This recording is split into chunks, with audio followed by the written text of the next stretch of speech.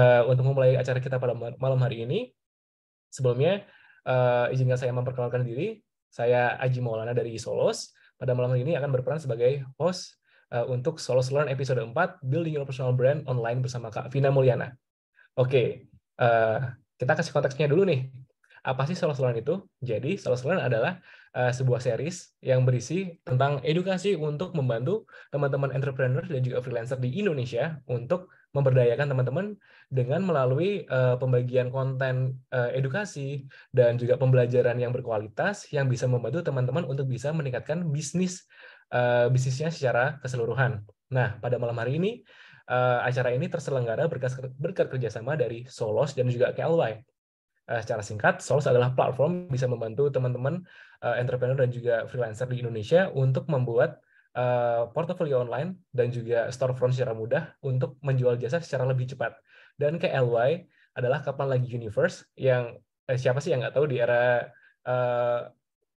era sekarang ini, kalau misalnya Kapan Lagi Universe adalah sebuah payung media yang membawahi berbagai macam brand-brand ternama seperti Liputan 6, Bola, Vimela, Kapan Lagi, dan masih banyak lagi. Oke, untuk mempersingkat waktu, kita akan ada sedikit sambutan dari ada Kak Adam yang di sini sudah hadir pada malam hari ini. Halo Kak Adam, gimana kabarnya? Halo semuanya, malam baik. Thank you Aji udah tadi sempat nge-share dikit tentang Kapan Lagi Universe.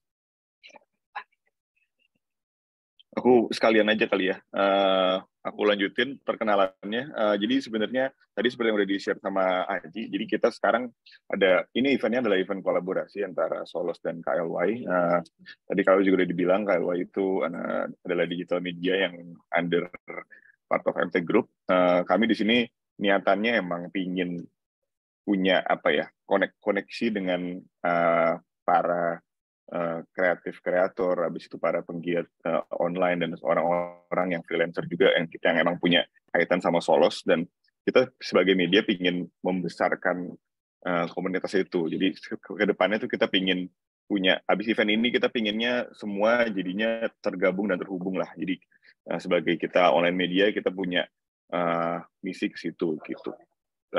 Kedepannya semoga bisa bikin event-event seperti ini lagi yang lebih besar lagi, dan kita pinginnya sih kita hadirnya offline ya, terus kita bisa bikin roadshow kemana-mana gitu. Jadi semoga kerjasama ini akan lanjut ke depan terus, dan kita bisa building this community into bigger society lah intinya, dan disupport sama berbagai media yang kita punya. Kurang lebih begitu sih. Thank you. Oke, thank you so much Mas Adam. Kita juga berharap demikian agar semoga harapannya dari Mas Adam bisa terwujud juga untuk KLB dan juga yang lainnya ke depannya. Oke, selanjutnya kita juga pada malam hari ini, kalau misalnya untuk teman-teman nih yang belum tahu apa itu Solos, kita bakal mendengarkan langsung dari Bapak Solos, yaitu CEO dari Solos. Ada malam hari ini ada Kak Riki Willianto. Gimana kabarnya Kak Riki? Baik, Aji, and selamat malam teman-teman semua. Perkenalkan, nama saya Riki Willianto, saya adalah founder dari Solos. Jadi mungkin saya cerita sedikit ya mengenai Solos sebelum kita mulai acaranya. Jadi Solos ini didirikan ya dengan visi untuk empowering solo entrepreneur, kreator, dan juga freelancer di Indonesia. Alasan kenapa kita memulai bisnis ini itu adalah kita melihat kalau di Indonesia talentnya itu sangat beragam dan juga jago-jago. And they actually are very valued ya globally sebagai freelancer, sebagai kontraktor, etc.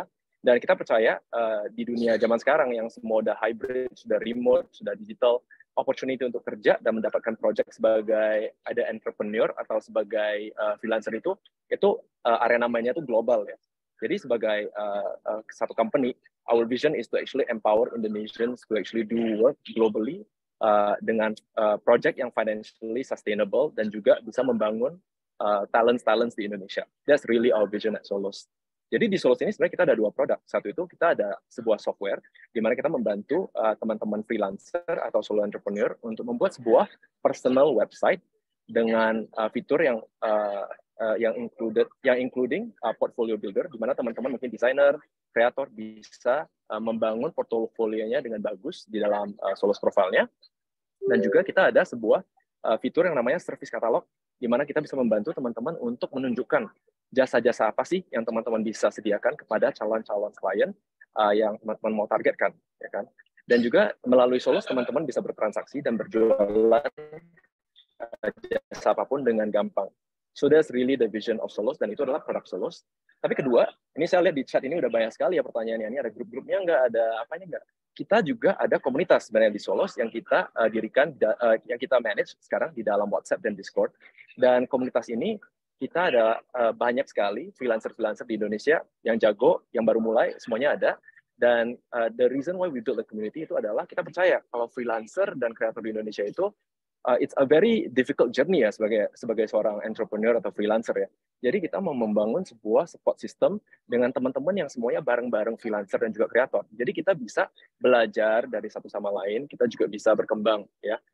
Dan Solos Learn ini adalah salah satu inisiatif di dalam komunitas kita, di mana kita mau memberikan sebuah program education dan inspiration dari komunitas-komunitas freelancer, content creator, entrepreneur di Indonesia untuk membantu teman-teman yang lain untuk bisa berkembang lagi dari bisnisnya. Ya.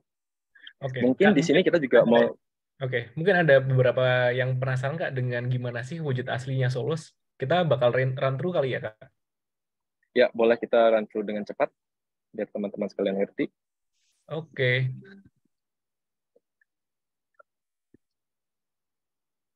Jadi ini adalah sebuah contoh profil Solos. Ini adalah dari komunitas Solos ya. Jadi si Fauzan ini, he's a designer, dan dia membangun sebuah profil Solos yang dia tempelkan di Instagram dia, di LinkedIn dia, dan di Twitter dia. Di mana di dalam Solos profile ini dia bisa membangun bio dia. Jadi orang bisa melihat background dari Fauzan, ceritanya sedikit. Orang bisa melihat expertise dia. Jadi dia skillnya itu di mana aja, dan juga kontak detail. Kalau kita scroll ke bawah lagi, kita juga bisa melihat. Jangan cepat-cepat jelasin ya. Oke, saya pelan-pelan sedikit ya. Kalau kita scroll ke bawah sedikit, di Solos ini, si Fauzan juga udah menginclude ya, atau menempelkan kerja-kerjaan dia sebelumnya. Jadi dia kan desainer ya. Jadi dia banyak memasukkan foto-foto, desain-desain dia, dan ini semua bisa ditampilkan dengan baik di Solos. Jadi rapi seperti ini. Jadi calon klien yang ketemu dia di Instagram gitu, bisa langsung klik profil Solosnya dan ngelihat sebenarnya si Fauzan ini udah kerja apa aja sih. Dan juga dia bisa menampilkan klien-klien dia yang udah kerja bareng sama dia. Jadi anaknya ini dengan Solos itu kamu bisa membangun personal brand dan juga meningkatkan kredibilitas kamu sebagai seorang freelancer ya atau seller ya. So ini juga sangat membantu sejauh ini dengan komunitas kita. Dan of course kita ada satu section di mana you can see all the different testimonial yang sudah diberikan oleh klien-klien sebelumnya ya. Jadi ini menambah lagi nih kredibilitas seorang freelancer di Solos atau seorang entrepreneur di Solos ya. Tapi yang paling penting kalau kita scroll paling bawah, si Fauzan ini juga sudah menunjukkan atau menginclude service-service atau jasa yang dia sediakan sebagai seorang freelancer. Contohnya di sini dia ada nih jasa logo design. Kalau kita scroll ke bawah, ada juga jasa logo animation nih, keren banget bisa ngelihat kayak videonya ya, GIF-nya ya. Dan sebagai klien kamu bisa melihat description-nya, kamu bisa melihat harganya, bisa melihat contoh kerjaan yang lain lagi. Dan juga kalau kamu memang tertarik untuk bekerja dengan freelancer ini, kamu tinggal klik check out aja di paling bawah ini. Dan kamu bisa mengisi form yang pendek ini, dan langsung sebagai seorang klien, kamu bisa membeli jasa dari si Fauzan ini.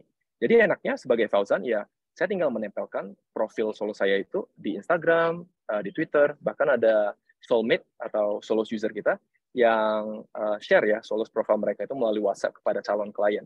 Jadi dengan begininya mereka dengan cepat bisa membangun kredibilitas, share portfolio, dan mendapatkan project yang baik, dan juga melalui channel atau cara pembayaran yang aman ya menggunakan Solos.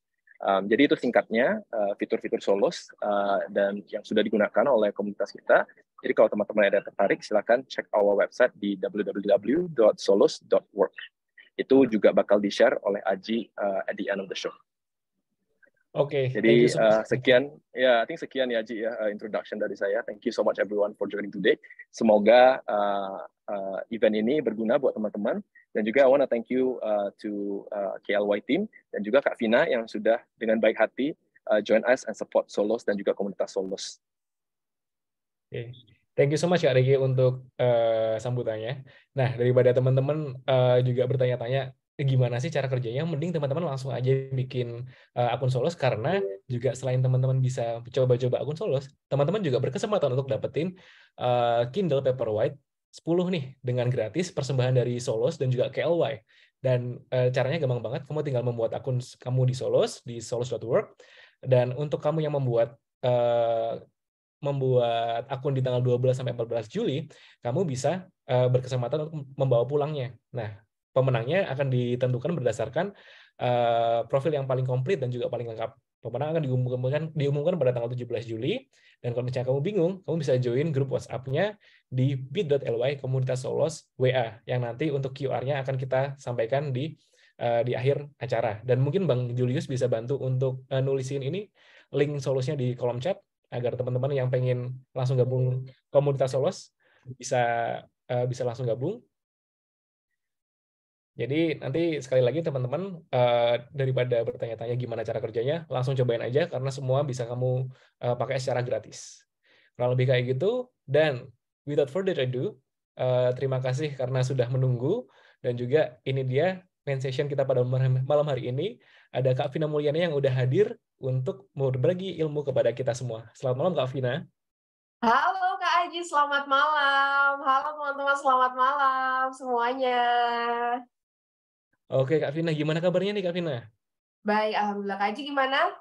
Alhamdulillah baik juga, dan nggak lebih baik lagi karena malam hari ini udah bisa bertemu Kak Vina dan juga teman-teman yang udah antusias banget, dan dari detik ke detik partisipannya makin banyak nih Kak. Wah, seru banget. Coba dong teman-teman, aku mau absen. Biasa kalau kayak gini tuh pengen absen dari mana aja coba. Hai, coba dikasih tahu dari mana aja, aku mau tahu. Wah, langsung kan. Palembang, Surabaya, Medan, Tangsel, Bekasi, Bandung, Subang, Sukabumi, Payakumbuh, Wonogiri, semua dari ujung barat Indonesia sampai ujung timur Indonesia. Paling timur di mana nih kira-kira? Oh, di sini ada Makassar. Ada dari Jayapura. Wow, we have Jayapura in the house nih Kak Aji. Oke deh, karena kayaknya juga makin memanas nih, daripada teman-teman nanti kelamaan nunggu keburu nanti semangat belajarnya makin malam makin ngantuk. Jadi kita persilahkan kepada Kak Vina kalau misalnya mau memulai untuk materi kita pada malam hari ini, dipersilahkan. Oke, terima kasih Kak Aji. Halo teman-teman semua, senang banget rasanya bisa ketemu ya.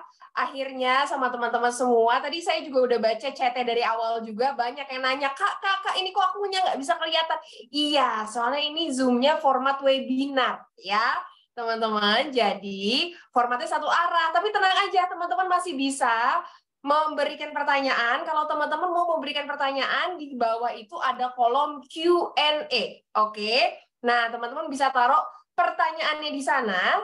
Nanti pertanyaan yang terpilih kemudian akan kita pilih untuk bisa aku jawab di akhir kesempatan. Oke?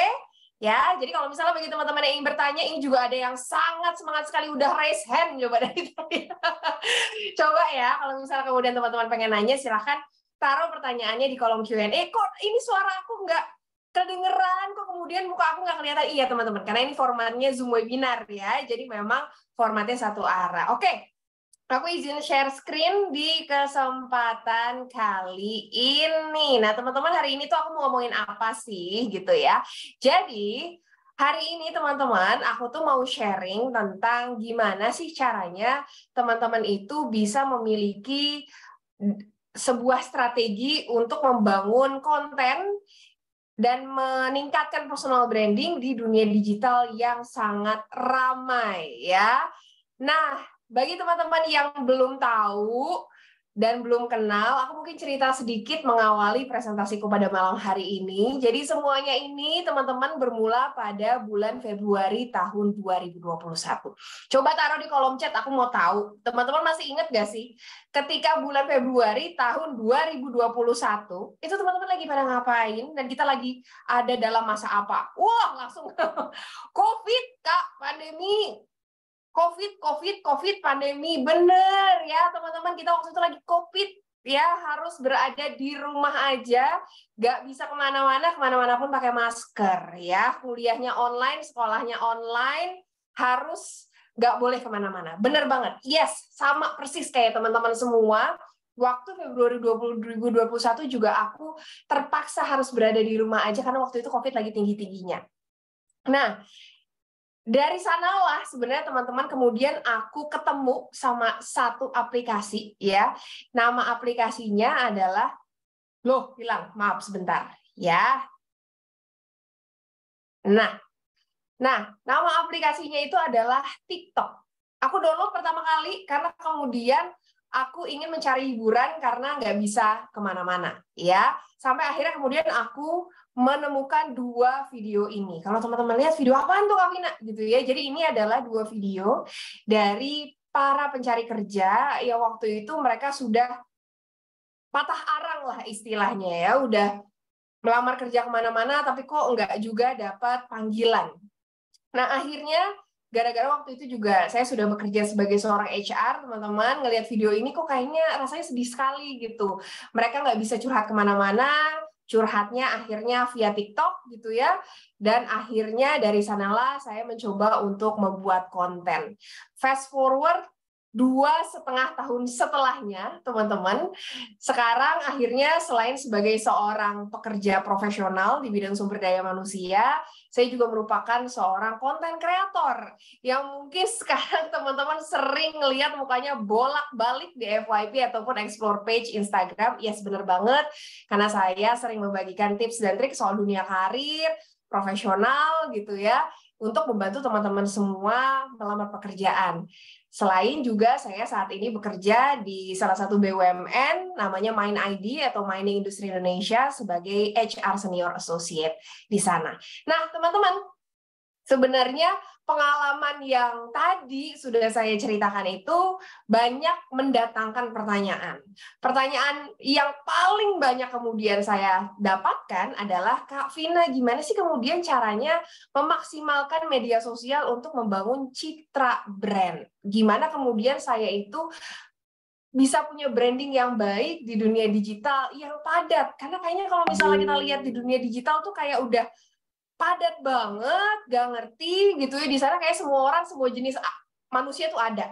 Nah, gimana kemudian akhirnya saya itu bisa memiliki personal brand yang kuat. Nah, di kesempatan malam hari ini teman-teman, saya akan coba untuk sharing 5 langkah sederhana aja yang kemudian teman-teman bisa lakukan agar membantu teman-teman untuk meningkatkan personal branding di dunia digital. Nah, langkah pertama yang teman-teman bisa lakukan adalah teman-teman harus tahu bahwa konten video pendek atau konten dengan jenis video pendek adalah masa depan. Kenapa? Nah, teman-teman, saya mau sharing, ini adalah angka dari total pengguna internet dan pengguna media sosial di Indonesia. Ini angka tahun 2022 ya, teman-teman. Tapi kita bisa lihat kalau Indonesia itu ada 277 juta jiwa penduduk. Nah, teman-teman bisa lihat nih, pengguna internetnya itu gitu ya, itu sudah mencapai 73% dari total populasi. Nah, tapi yang paling unik ini adalah kalau kita lihat dari seberapa banyak cellular mobile connections atau perangkat yang terkoneksi sama internet, itu ada 370 juta jiwa. Menurut teman-teman ini artinya apa coba? Artinya bot. Bukan bot ya. Artinya adalah kalau misalnya kemudian ada 370 juta jiwa. Iya, benar banget nih, siapa nih? Sylvia Irena. Satu orang itu HP-nya bisa 2 perangkat. Bener ya. Karena yang terkoneksi itu bisa lebih dari 1 perangkat. Mungkin bukan hanya 1 HP, ada smart TV, kemudian ada iPad, kemudian ada beberapa lagi, bahkan ada yang 4 gitu kata Bramantio Dwi. Bener banget gitu ya. Dan pengguna aktif sosial medianya itu ada 191 juta jiwa. Dengan begini teman-teman, pertanyaan selanjutnya, kalau begitu kemudian platform apa sih kemudian yang teman-teman itu bisa gunakan? Dari riset yang sama dari Hootsuite ya teman-teman, ini adalah beberapa platform yang paling banyak digunakan oleh masyarakat Indonesia. Nomor 1, 2, dan 3 itu masih didominasi oleh produk punya Meta, yaitu WhatsApp, Instagram, dan Facebook. Tapi yang paling unik dari riset ini adalah TikTok itu ada di nomor 4 di riset tahun 2022, di mana riset tahun 2021 dia bahkan nggak masuk 10 besar. Jadi bisa dibilang dengan angka yang sebegitu eksponensial sekali pertumbuhannya, teman-teman, kita bisa bilang bahwa TikTok itu jadi salah satu platform dengan pertumbuhan yang paling cepat gitu ya. Benar. Kemarin saya baru ketemu sama CEO-nya, dia bilang bahwa saat ini kita itu udah punya lebih dari 1 miliar pengguna aktif di dunia TikTok itu sendiri ya. Pengguna aktif di Asia Tenggara itu ada lebih dari 240 juta jiwa. Nah, di Indonesia sendiri, teman-teman, kemarin dia secara verbal mengucapkan itu ada 130 juta. Jadi dari 240 juta nih pengguna di Asia Tenggara, hampir setengahnya itu ada di Indonesia. Ya, 85% year on year growth gitu ya. Ada 800 juta lebih video yang dihasilkan, lebih dari 1 triliun jumlah views, dan komedi, gaya hidup, edukasi, dan food menjadi salah satu kategori video terpopuler. Gara-gara ini akhirnya beberapa platform media sosial pun akhirnya nggak mau kalah. Salah satunya adalah yang punya Om Mark Zuckerberg atau Instagram. Ya, akhirnya dia menciptakan yang namanya Reels. Dan memang bener banget gitu ya, kalau teman-teman sekarang buka Instagram, nge-scroll, itu kayaknya isinya semuanya video. Bener nggak, teman-teman? Ya, isinya kayaknya hampir semuanya tuh video. Bener katanya. Bener, karena memang 67% engagement itu tercipta lebih besar dari Reels. 9 dari 10 pengguna Instagram itu menonton video setiap minggu. Dan Reels itu adalah fitur Instagram dengan pertumbuhan paling cepat. Kemarin mereka baru ngeluarin thread ya. Tapi nggak tahu deh nih, kita lihat gimana kemudian perkembangannya si thread sama si Reels. Oh, kata Suci Hidayati katanya lebih suka video. Kak, saya lagi dicari lebih di video katanya. Tuh ya. Dengan begini teman-teman, kita bisa tahu bahwa sebenarnya, sekali lagi saya ulang, video pendek itu jadi salah satu konten, bentuk konten yang memiliki kompetisi dan kemudian potensi yang paling besar dibanding format-format lainnya.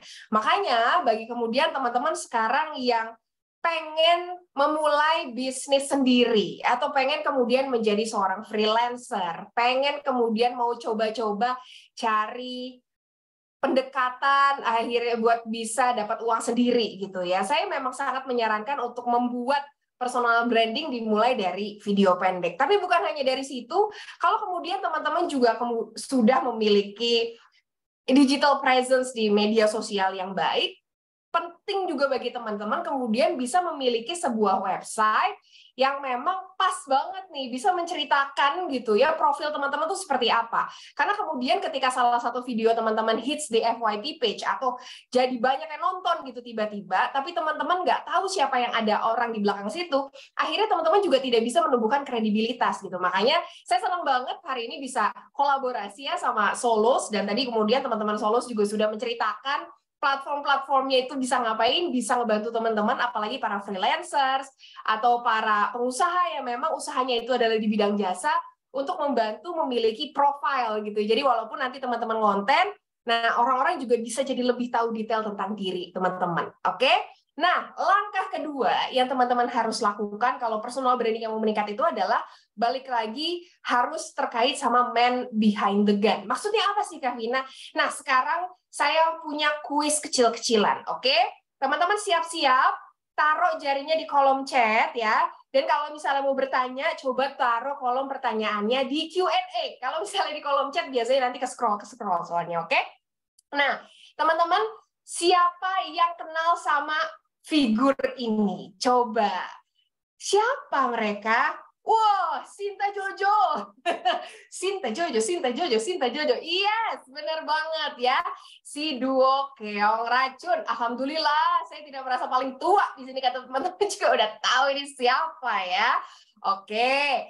Pertanyaan selanjutnya, kalau misalnya yang ini tahu nggak siapa? Odading, Iron Man katanya. Odading Mang Oleng. Yes, benar banget ya. Ini adalah Odading Mang Oleng gitu ya. Yang rasanya membuat teman-teman seperti seorang Iron Man katanya kayak gitu. Nah, sekarang pertanyaan saya, setelah kita tebak-tebakan siapa ini gitu ya, pertanyaan saya selanjutnya adalah, menurut teman-teman kenapa ya mereka nggak viral lagi? Ayo boleh nih taruh di kolom chat jawabannya apa. Karena masanya udah habis, karena sekilas doang nggak eksis, Karena nggak konsisten. Oke, no value. Baiklah. Nggak ada ide lagi, musiman, ketutup, malu kali. Oh, nggak ada konsistensi. Oke, seasonal, katanya musiman. Oke, baiklah. Nah, sekarang saya punya pertanyaan selanjutnya nih bagi teman-teman ya. Boleh taruh jawabannya di kolom chat. Tahu nggak siapa teman-teman namanya yang terlintas di pikiran kalau teman-teman mendengar kata-kata mari kita coba? Siapa kemudian yang melintas di pikiran teman-teman? Siska Kol katanya. Iya, bener-bener banget ya teman-teman. Mbak Siska Kol. Di sini ada yang pernah ketemu sama Mbak Siska? Ada yang pernah? Belum. Ngobrol-ngobrol ada yang pernah? Belum, enggak. Kalau pernah kita uangnya. Saya juga pengen gitu ya ditraktir sama Mbak Siska, tapi sepertinya nggak bisa karena belum pernah ketemu. Oke deh kalau kayak gitu. Kalau misalnya kemudian teman-teman mendengar kata-kata ini, 5, 4, 3, 2, 1. Siapa yang terlintas di pikiran teman-teman? Om Deddy Corbuzier, ya. Om Deddy Corbuzier, yes, bener banget. The Close the Door, ya, salah satu podcast yang sangat terkenal. Nah, sekarang pertanyaan saya, Mbak Siska Kol sama Om Deddy ini juga memiliki atau pernah membuat konten, tapi kemudian apa ya yang membuat Mbak Siska dan Om Deddy ini berbeda dibanding Sinta Jojo dan dari Mang Oleng? Apa ya? Wah, ini udah banyak banget ya jawabannya. Bener banget teman-teman. Jawabannya adalah karena yang namanya viral itu nggak kekal ya. Salah satu yang harus kita garis bawahi, dan untuk itu teman-teman biar bisa lebih sustainable, biar bisa lebih kekal dan tahu orang tuh nempel di kepalanya, teman-teman harus bisa memiliki yang namanya branding atau personal branding. Apa sih sebenarnya personal branding itu?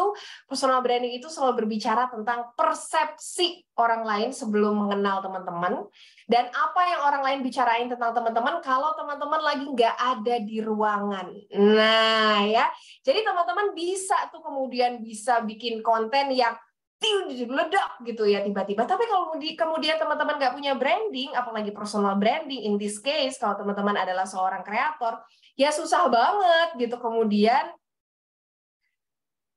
kalau teman-teman akhirnya Kak pinnya ketuker, nggak kelihatan, kecil banget.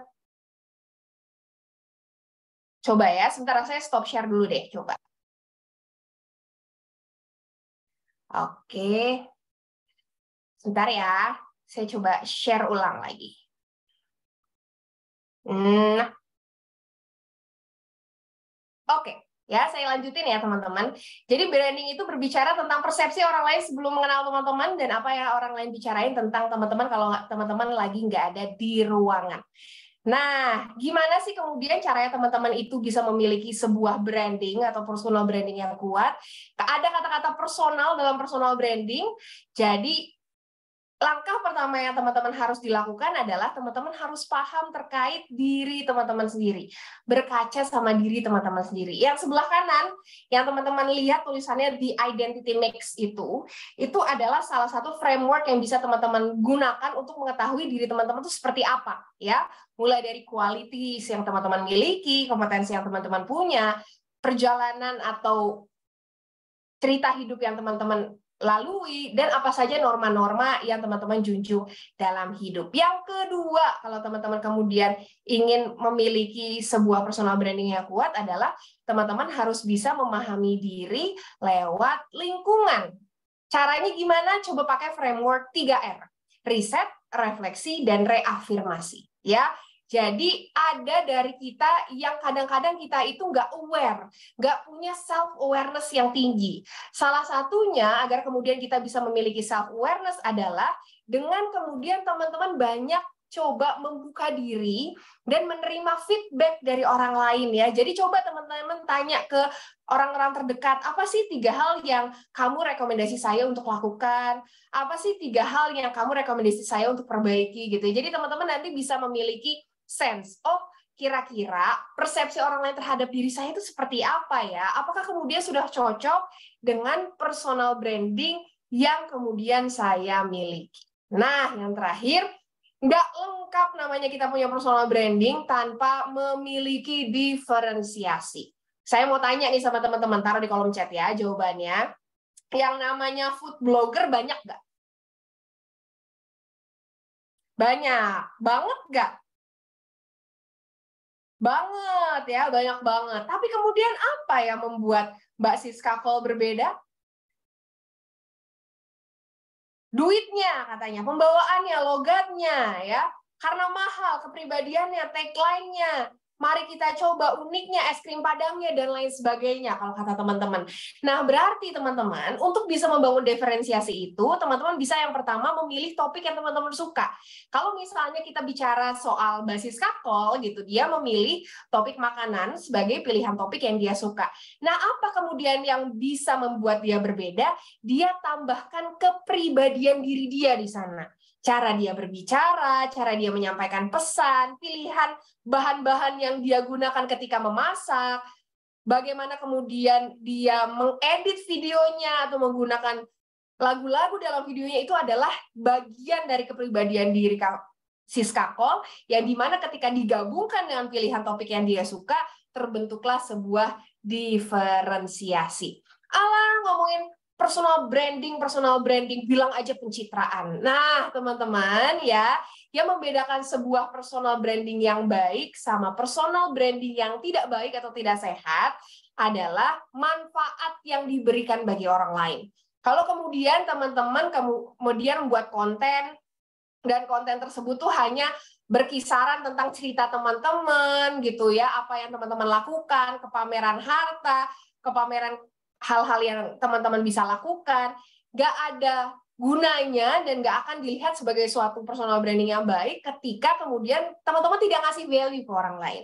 Personal branding yang sehat itu selalu berbicara terkait seberapa banyak value atau nilai yang teman-teman berikan, karena semakin banyak nilai dan makin banyak value yang teman-teman berikan, maka semakin besar juga personal branding itu bisa terbentuk gitu ya, dan teman-teman kemudian juga bisa jadikan personal branding itu sebagai personal branding yang sehat. Jadi kalau misalnya teman-teman ngepost, jangan cuma ngepost tentang diri sendiri aja, tapi kira-kira teman-teman bisa kasih tips juga gitu, atau cerita juga yang kira-kira bisa memberikan inspirasi bagi orang lain. Nah, langkah yang ketiga yang kemudian teman-teman bisa lakukan adalah jangan lupa untuk bisa menjadi seorang spesialis.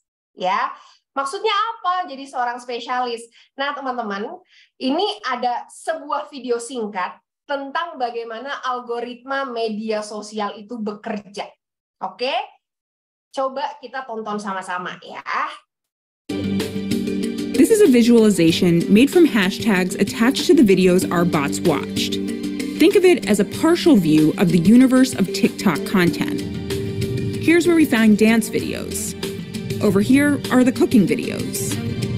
The spindly arms stretching out of the center represent niche content areas. This arm starts with general videos of cute animals.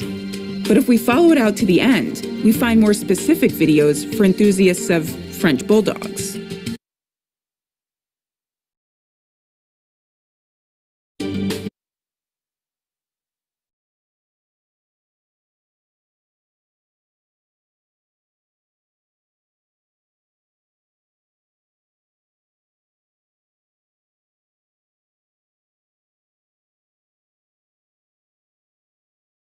Kak Vina, suaranya macet dan videonya berhenti juga, Kak. Masih on mute, Kak Vina.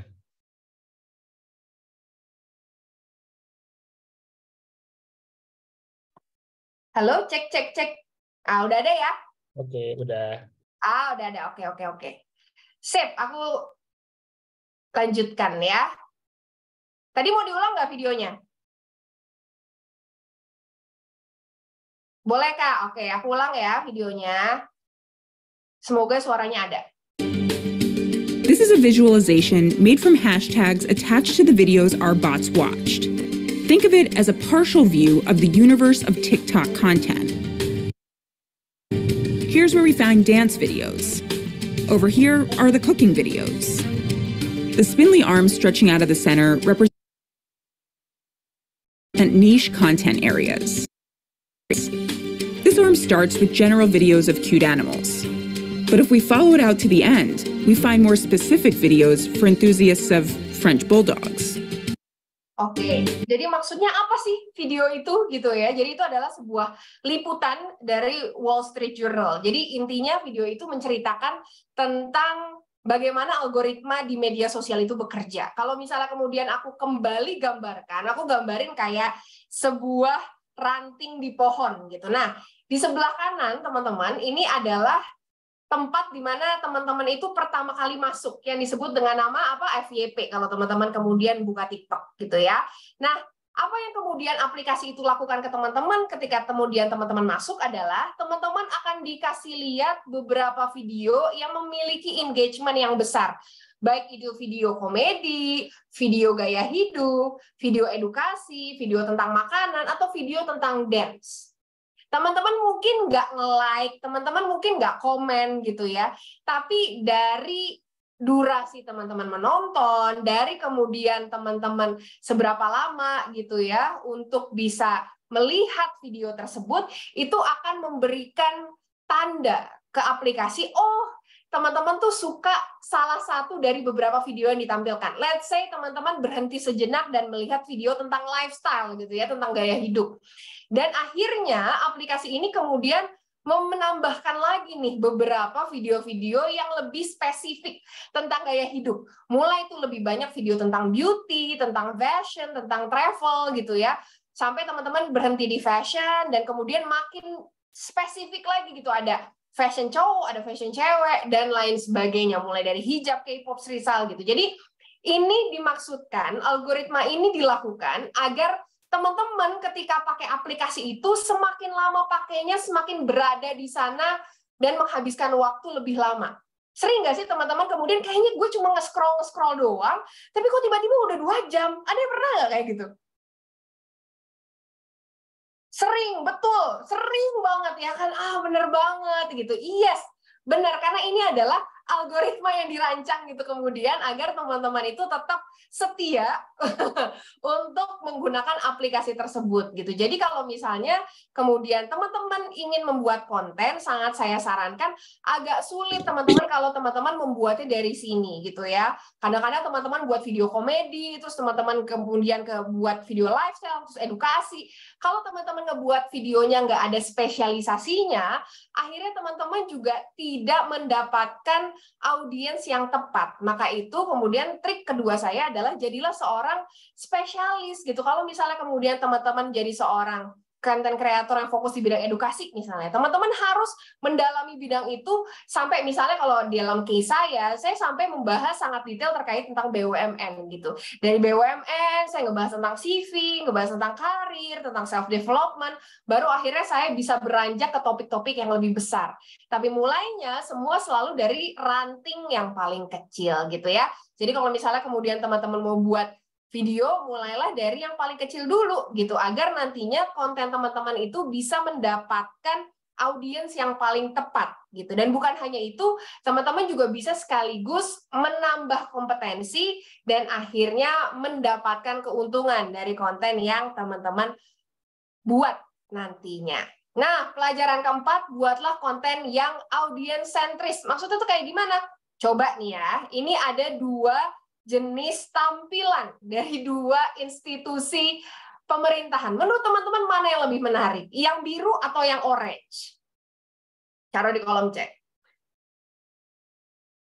Warnanya aja, oranye, biru, oranye. Oh, ini kayaknya banyak yang oranye ya. Oranye. Oranye, Kak, oranye. Oke.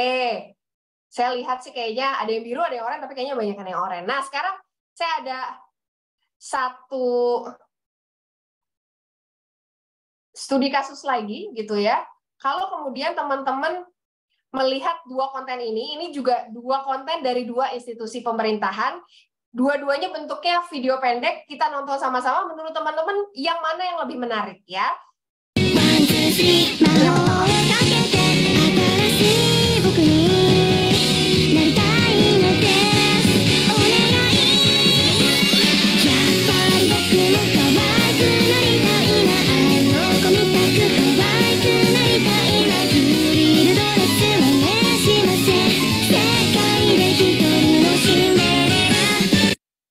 ini yang kedua.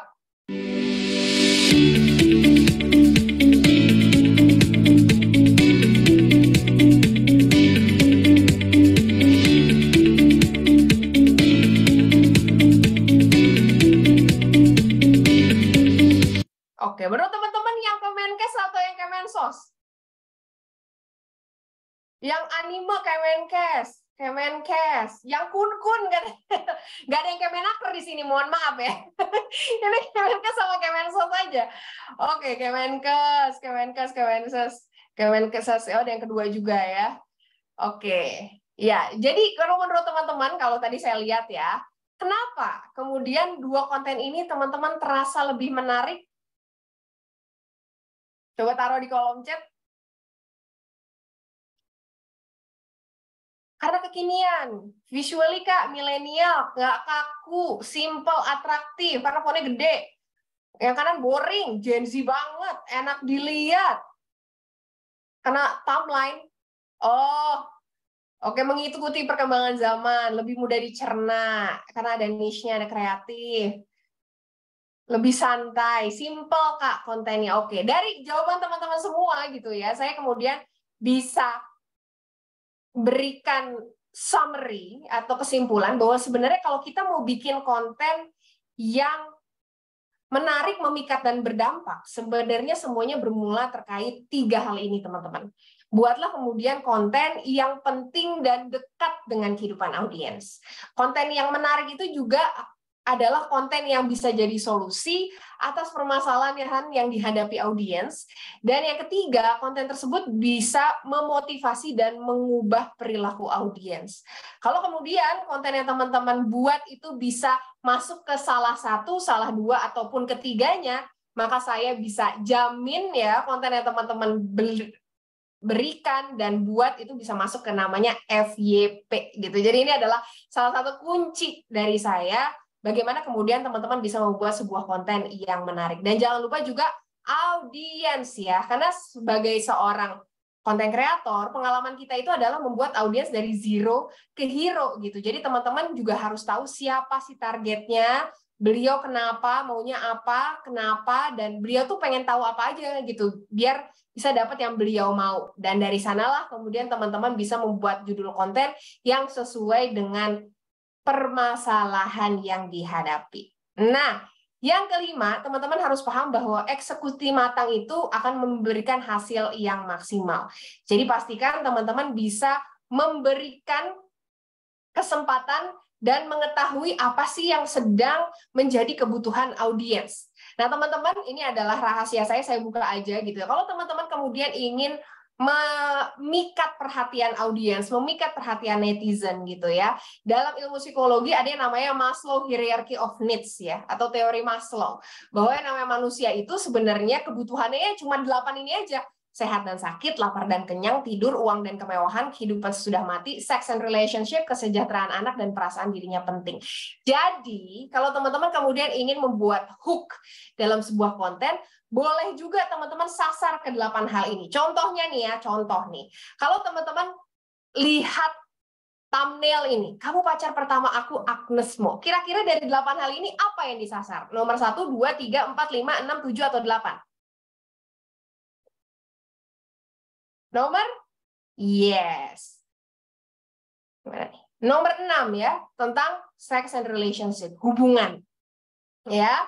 Kalau kemudian teman-teman ngelihat konten kayak gini, merakit PC gaming mini ITX jutaan dengan case gig N500. Apa yang disasar? Nomor berapa? 4, 8 ya. Benar ya, nomor 4 dan nomor 8. Uang dan kemewahan, perasaan dirinya penting. Saya bisa merakit PC gaming nih ya, dengan jutaan seperti ini. Atau misalnya teman-teman ngelihat postingan Instagram kayak gini, hati-hati dengan temen lo. Apa yang disasar? Nomor? Mana nih? Benar ya, nomor 6, sex and relationship dan perasaan dirinya penting. Jadi kalau kemudian teman-teman ingin memikat audiens dalam waktu singkat, bisa menggunakan teori dari Maslow Hierarchy of Needs ini. Jangan lupa gitu ya bahwa teman-teman harus melakukan ini secara konsisten. Jadi teman-teman tuh tahu gitu kira-kira konten yang saya buat ini itu approach-nya harus seperti apa. Dan setelah itu teman-teman bisa coba untuk membuat pilar-pilar kontennya. Dan yang paling penting jangan lupa juga untuk jatuh cinta sama prosesnya teman-teman. Karena dengan jatuh cinta sama proses ini teman-teman akan memiliki growth mindset yang nantinya dalam prosesnya gitu teman-teman juga bisa menjadi seseorang yang agile, yang tangguh, dan teman-teman juga selalu bisa menghargai proses yang teman-teman lakukan gitu. Karena ya saya percaya nggak ada yang instan di dunia ini. Jadi untuk merangkum teman-teman, satu, konten video pendek akan menjadi pilihan utama berbagai platform sosial media dalam beberapa tahun ke depan. Kedua, ingat bahwa viral itu nggak kekal. Jadi personal branding yang kuat selalu jadi modal utama untuk bisa selalu punya eksistensi di dunia digital. Yang ketiga, jadilah spesialis untuk kemudian perlahan menjadi generalis. Keempat, buatlah konten yang audiens sentris. Dan yang kelima, harus tahu dan bisa mengeksekusi matang dengan selalu konsisten, tidak takut mencoba hal baru, dan jatuh cinta sama prosesnya. Itu saja. Terima kasih. Saya kembalikan lagi ke Aji. Oke, thank you so much Kak Vina. Gila, keren banget nih pertanyaannya, udah berjibun. Tadi juga dari teman-teman udah banyak banget yang selalu responsif banget dengan materinya Kak Vina. Makasih banyak. Dan sekarang kita udah ada 43 pertanyaan nih Kak Vina, tapi nggak mungkin untuk kita bisa jawab satu-satu. Jadi mungkin dari tim Kak Vina bisa bantu untuk pilihin pertanyaannya mana aja, dan mungkin Kak Vina bisa bantu untuk menjawab agar teman-teman di sini bisa punya gambaran lebih jauh lagi. Masih on mute, Kak? Ini banyak banget pertanyaannya ya, tapi karena kemudian hari ini teman-teman aku tuh lebih banyak ngobrolin soal personal branding dan creation in digital media, jadi aku akan lebih banyak ngobrolin soal itu kali ya. Aman ya? Nah yang pertama ini adalah pertanyaan dari Dirgaptara Ramadan Harun. Yang pertama, apakah memungkinkan membangun personal branding dengan dua nama? Contoh, membangun akun sosmed sebagai financial planner dan sebagai seorang penyanyi cover. Thank you Dirgaptara. Jadi jawabannya sebenarnya bisa aja. Tapi sebenarnya gitu ya, kalau kemudian teman-teman memang ingin fokus keduanya, saya rekomendasikan teman-teman bisa coba untuk membuat dua akun yang berbeda. Kalau kita bicara soal dunia digital, gitu. Kenapa? Karena sosial media saat ini tuh bergerak sebagai salah satu platform distribusi konten. Jadi kalau kemudian teman-teman membuat sebuah konten, gimana pun caranya konten itu akan mereka coba untuk bisa distribusikan ke audiens yang tepat. Bisa bayangin ya, kalau misalnya kemudian konten pertama yang kamu masukin itu soal gimana cara untuk menghitung gaji. Terus konten kedua, besoknya gitu ya, kamu tiba-tiba nyanyi cover lagunya Komang.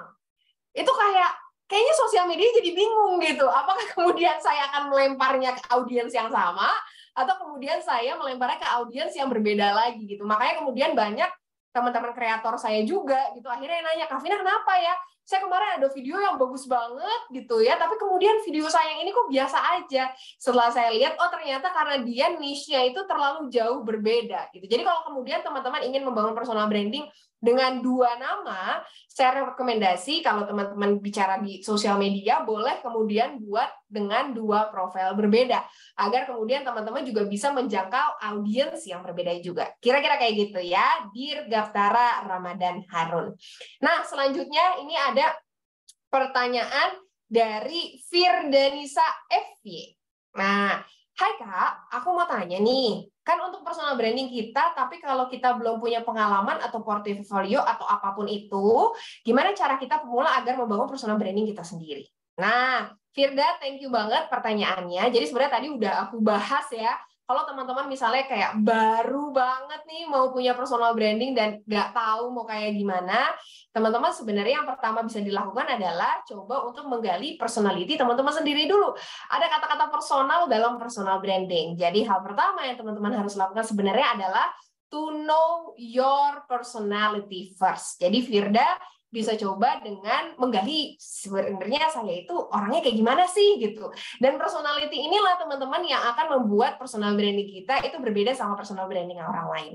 Nah, personal branding itu karena berbicaranya juga soal persepsi gitu ya orang lain terhadap hal kita. Jadi penting banget kemudian untuk bisa menggali juga persepsi orang lain tuh kayak gimana sih terkait diri kita gitu. Jadi dengan begitu teman-teman tahu persepsinya gimana, dan yang terakhir dari data-data tersebut kemudian akhirnya teman-teman bisa buat deh gitu kan personal branding yang teman-teman inginkan gitu. Jadi jangan khawatir kalau teman-teman belum punya pengalaman, portofolio, nggak masalah. Membangun personal branding itu nggak bisa hanya dilakukan dalam 1-2 bulan, 1 tahun, 2 tahun, enggak teman-teman. Saya bisa berada di sini, ketemu sama 500 lebih partisipan, thank you banget ya teman-teman yang udah stay tune malam hari ini untuk ngedengerin sharing saya. Setelah kemudian saya berkarya mungkin 2,5 tahun di media sosial ya, membuat lebih dari 500 video setiap harinya gitu. Jadi perlu konsistensi untuk membangun personal branding seperti itu. Jadi tenang aja Firda, take it easy, take it slow. Yang jelas kamu udah tahu dulu, kamu tuh orangnya kayak gimana. Setelah kamu tahu, nanti kesananya biasanya akan lebih mudah. Oke? Nah, pertanyaan ketiga. Ini dari Amelia Nanda. Selamat malam Kak Vina, mohon izin bertanya Kak, gimana sih Kak cara membangun personal branding sedangkan kita pernah berkonflik dengan satu orang? Dan orang tersebut mengajak teman lain untuk ikut membenci kita. Wah, hingga kita dicap sebagai public enemy. Lalu, jika kita berhasil membangun personal branding tersebut dan orang-orang tersebut berpotensi menjatuhkan kita, bagaimana cara untuk tetap memiliki branding yang baik di depan audiens lain, Kak? Terima kasih banyak. Teman-teman, saya tuh suka banget ya bukunya yang ditulis sama Henry Manampiring. Ada yang pernah baca nggak di sini? Yang judulnya Filosofi Teras. Ada yang pernah baca? Belum? Pernah? Ini ada yang pernah ya? Belum pernah. Udah saya ya. Kalau misalnya kemudian teman-teman belum pernah baca, saya rekomendasikan baca itu, bagus banget. Di buku itu Henry bilang salah satu konsep yang dia tekankan adalah konsep dikotomi kendali. Bener banget Mbak Rini ya. Jadi kenapa kemudian menurut saya konsep ini sangat penting gitu ya. Karena ini tuh sangat terkait sama stoicism lah. Jadi intinya gini, teman-teman, hidup kita itu akan jauh lebih damai, lebih lancar, dan lebih enak untuk dijalankan ketika kemudian kita itu fokus sama hal-hal yang bisa kita kendalikan. Apa tadi judulnya? Henry Manampiring Filosofi Teras ya. Benar ya. Jadi kalau kata Amelia ini, dalam konteks pertanyaan ini, ada beberapa orang kemudian yang nggak suka sama dia. Teman-teman, selama perjalanan hidup saya ya, pemikiran orang lain terhadap diri kita, perasaan orang lain terhadap diri kita, itu adalah sesuatu yang tidak pernah bisa kita kontrol. Yang bisa kita kontrol adalah cara kita menanggapinya. Kalau kemudian kita pernah melakukan kesalahan, dan kemudian orang itu merasa bahwa kita tidak sepatutnya melakukan hal itu, ya memang sudah sewajarnya kita meminta maaf. Tapi dengan begitu, gitu ya, harusnya permasalahan tersebut selesai. Yang bisa kita lakukan adalah menjaga kemudian perilaku kita agar kemudian kesalahan itu tidak lagi berulang. Dan dengan begitu harusnya personal branding kita yang tadinya menurun gitu ya, jadi lama-kelamaan membaik. Karena kenapa? Karena yang di manusia, namanya juga manusia, nggak mungkin dong manusia nggak ada yang nggak pernah melakukan kesalahan. Kita semua pernah melakukan kesalahan gitu. Jadi penting bagi kita untuk bisa selalu mawas diri, untuk bisa minta maaf kalau memang kita memiliki kesalahan, and move on gitu. Kalau kemudian masih ada orang-orang yang nggak suka sama kita, iya sudah. Itu adalah orang-orang yang memang tidak bisa kita kontrol. Kita fokus saja sama konsepsi kita dan value kita. Selama kemudian pemikiran, perilaku yang kita lakukan itu selaras gitu sama norma yang ada di masyarakat, sama peraturan yang ada, dan kita yakin bahwa itu adalah hal yang benar, harusnya kita nggak perlu takut gitu. Dan lama-kelamaan dengan positif attitude tadi juga bisa memperbaiki citra yang sebelumnya kurang tepat, kira-kira kayak gitu. Ya. Jadi semangat terus Mbak Amelia, jangan menyerah. Yang selanjutnya ini ada dari Lavina. Kavina, oh namanya Lavina juga, ada Vina-Vinanya. Kavina, berarti personal branding ini bisa dibilang mirip prinsipnya sama marketing strategis, STP nggak sih, Kak? STP itu maksudnya ini ya, apa namanya, situation positioning brand itu bukan sih? Ya kira-kira seperti itu. Jadi memang ilmu personal branding itu ya sangat diturunkan dari ilmu marketing gitu. Jadi cara kita memasarkan diri sendiri, cara kita kemudian bisa memahami gitu persepsi orang lain dan bisa membentuk juga persepsi orang lain terhadap diri kita. Kira-kira kayak gitu. Nih yang selanjutnya dia ada Wilma DR. Dari SD sampai SMA dituntut untuk menjadi seorang generalis. Bagaimana memulai menjadi seorang spesialis, kemudian untuk membangun brandingnya harus bagaimana? Mulai dari mengetahui hal-hal yang teman-teman suka untuk lakukan. Dan mengetahui juga minat teman-teman itu mau kemana. Gitu ya, karena dari sanalah sebenarnya kita bisa paham nih, gitu apa sih bidang yang bisa kita jadikan spesialisasi. Kira-kira kayak gitu, Wilma. Nah, yang kedua caranya itu jangan terlalu terjebak sama kata-kata follow your passion, follow your passion. Saya adalah salah satu individu yang percaya bahwa yang namanya passion itu seringnya tuh ketahuannya belakangan, teman-teman, bukan duluan gitu. Jadi kalau kemudian teman-teman sekarang ngerasa, aduh Kak, saya nggak tahu nih passion saya apa. Ada nggak yang pernah merasa seperti itu? Kalau ada coba bilang di kolom chat, bilang saya. Benar Kak, saya sering, saya nggak tahu passion saya apa, follow yang mana. Saya benar, yes, saya benar ya, karena saya juga ngerasa kayak gitu kok gitu di awal-awal saya juga kurang tahu apa passion saya, nggak pernah tahu gitu. Jadi satu hal yang kemudian praktikal dan rekomendasi saya untuk teman-teman lakukan adalah jangan terlalu terpaku untuk mencari passion saya apa, tapi cobalah untuk bisa membuka diri dan coba mengeksplorasi apapun yang pengen teman-teman coba. Karena ketika pada akhirnya nanti teman-teman coba untuk melakukan, nanti teman-teman bisa punya penilaian sendiri terhadap hal itu. Apakah kemudian teman-teman bisa cocok atau enggak nih ngerjain hal ini. Dan ketika teman-teman cocok, apalagi nanti ketika teman-teman bisa berprestasi di bidang tersebut, barulah biasanya passion-nya muncul gitu. Jadi bagi teman-teman kemudian yang masih nggak tahu nih spesialisasi apa yang harus saya ambil, bidang apa yang harus jadi saya fokuskan, coba aja hal-hal yang kemudian pengen teman-teman coba gitu ya. Ketika nanti teman-teman banyak explore, banyak coba, nggak harus kok teman-teman follow your passion gitu, nanti the passion eventually follows you. Itu tadi udah ada 5 pertanyaan ya, jadi aku kembalikan lagi deh kalau gitu ke Kak Aji. Thank you ya teman-teman.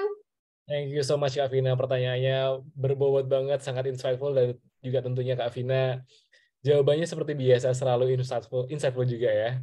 Oke deh, karena tadi juga Kak Vina udah selesai menyampaikan materinya, tapi kita juga masih belum selesai nih, kita masih ada beberapa hal yang bisa teman-teman lakukan, karena dengan teman-teman yang mengikuti acara pada malam hari ini berkesempatan untuk membawa pulang Kindle Paperwhite 10 yang persembahan spesial dari Solos dan juga KLY, yang di sini teman-teman sesuai dengan tadi rekomendasi Kak Vina untuk baca buku dari Om Henry Manambiring ya Kak. Itu dengan filosofi teras bisa dibaca di mana aja dengan Kindle Paperwhite ini, dan gratis bisa kamu dapatkan dengan caranya klik www.solos.org dan buat akun profil Solos kamu di sana secara lengkap, dan pemenangnya akan dipilih berdasarkan profil yang paling komplit pada tanggal 17 Juli. Nah, kalau misalnya kamu ada pertanyaan nih, langsung gabung aja di komunitas Solos yang ada di WhatsApp. Sekarang udah ada mungkin hampir 1000 komunitas di sana, dan juga di sini Solos secara aktif membagikan berbagai macam kegiatan nih untuk mengembangkan kapasitas diri teman-teman, misalnya Solos Learn seperti malam hari ini, offline events yang kita bisa hangout dan juga bisa ngobrol bareng dengan sesama freelancer di Indonesia, terus kesempatan kerja dan lowongan kerja, belajar freelance, dan juga networking dengan freelancer-freelancer jagoan di seluruh Indonesia yang sekarang udah sempat diadakan di Bali, Jogja, dan juga di Jakarta. Kurang lebih kayak gitu, tapi sebelumnya kita juga masih ada nih, kalau pada malam hari ini, udah keintip sebentar, tapi malam hari ini kita masih ada satu hadiah yang bakal kita bagikan secara langsung. Kak Vina boleh bantu untuk bacakan pertanyaan yang habis ini akan kita share, dan nanti untuk pertanyaan jawaban yang paling sesuai bisa Kak Vina pilih untuk jadi pemenang ya Kak. Oke? Boleh. Nanti jawabannya ditaruhnya di kolom webinar chat ya. Nanti Kak Aji ya. Betul.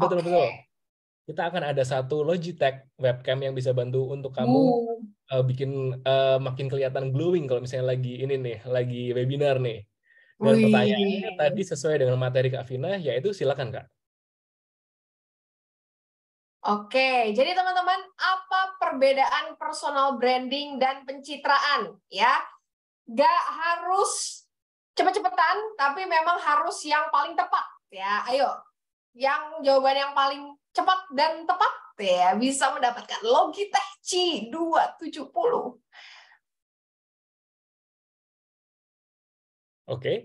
Oke, sorry.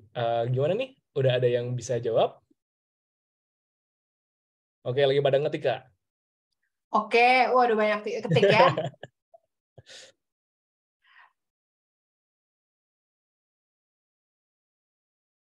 Oke, ada yang jawab pakai Oke. ChatGPT juga nih, Kak. Gue langsung ChatGPT. Tapi kalau teman-teman kemudian tadi menyimak, saya harusnya tahu ya apa bedanya personal branding sama pencitraan. Aku udah dapat nih pemenangnya nih. Selamat kepada Iva Apriani. Yeay. Iva Apriani. Oke, boleh tolong tulis di kolom Q&A, Kak? Iva Apriani. Selamat. Oke, nanti kita follow up lagi deh buat Iva Apriani. Selamat untuk Kak Iva karena sudah menjawab dengan benar dan juga tepat dan juga cepat tentunya tentang apa perbedaan personal branding dan juga pencitraan. Kalau misalnya teman-teman recall lagi, tadi perbedaannya adalah personal branding itu tentang diri teman-teman dan juga membawa manfaat, dan pencitraan itu bagaimana teman-teman berpura-pura untuk menjadi bukan diri teman-teman. Jadi kurang lebih kayak gitu, dan selamat untuk Kak Iva. Nanti kita akan follow up lagi untuk klaim Logitech-nya.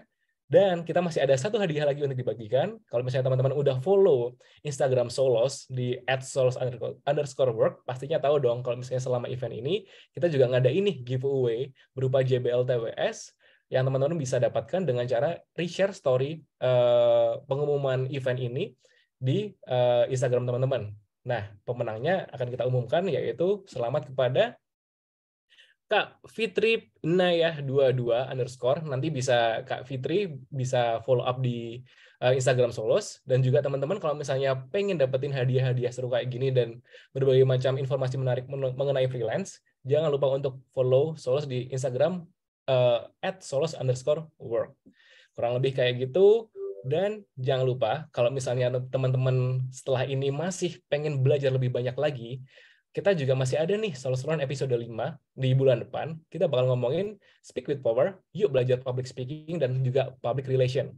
Masih mengenai satu ranah dengan ilmu komunikasi nih, yang dimana teman-teman bisa menjual diri teman-teman dengan lebih baik lagi. Dan pastikan untuk teman-teman bergabung dengan Solos, akun Solos untuk mendapatkan Kindle Paperwhite. Oke deh, karena sekarang juga Kak Vina udah menyelesaikan materinya yang sangat insightful pada malam hari ini. Kita juga udah membagikan semua hadiah yang bisa kita bagikan pada malam hari ini. Dengan berat hati kita harus sampaikan kalau misalnya kita ada di penghujung acara, tapi jangan khawatir karena kita akan masih ada berbagai macam episode Solos Learn mendatang dengan berbagai macam ilmu yang menarik dan tentunya pembicara yang nggak kalah seru juga seperti Kak Vina yang ramai banget kayak pasar malam pada malam hari ini. Thank you so much Kak Vina untuk kehadirannya. Thank you. Oke, kalau kayak gitu kita akhiri sesi kita pada malam hari ini, dan jangan khawatir